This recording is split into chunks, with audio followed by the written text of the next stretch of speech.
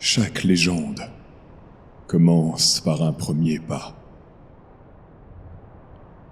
Celle-ci naquit là où le vent hurle à travers les falaises, tels les murmures de dieux oubliés.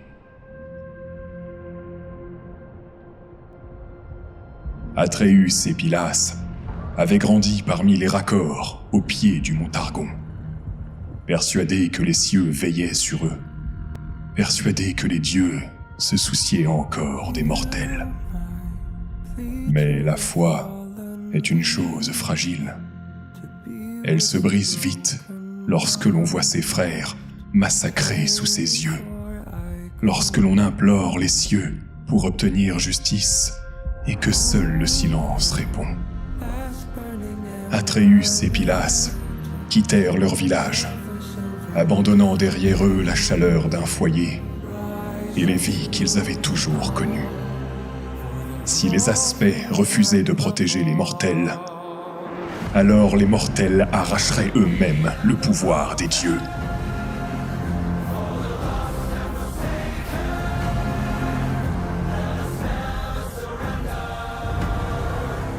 Avec pour seules armes leur haine et leur douleur consumant leur cœur, ils entamèrent l'ascension du mont Targon, ce sommet sacré qui avait déjà dévoré d'innombrables âmes avant eux.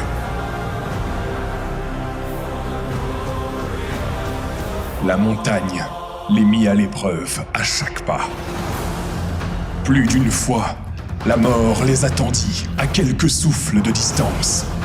Plus d'une fois, la raison leur cria de faire demi-tour. Atréus continuait d'avancer, porté par sa colère. Pylas avançait, parce qu'il refusait de laisser son frère affronter les cieux seul. Pas à pas, dans une souffrance interminable, ils s'élevèrent au-delà du royaume des hommes. Plus haut que le souffle, plus haut que la miséricorde. Mais la montagne réclama enfin son tribut.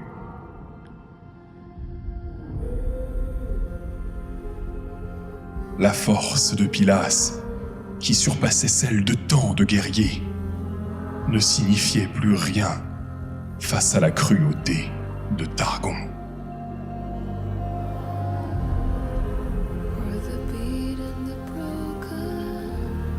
Atréus refusa d'abandonner son frère à la montagne. Brisé par le chagrin, consumé par la colère, il se releva.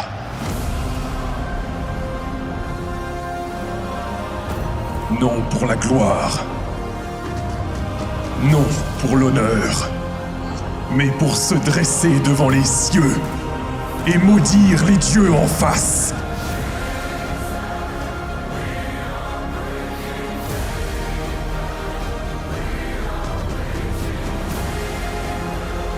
Frères des guerriers qui reposent sous les champs de blé, fils d'un millier de batailles perdues, nous savons qui nous sommes et nous montrerons aux dieux ce que nous pouvons devenir.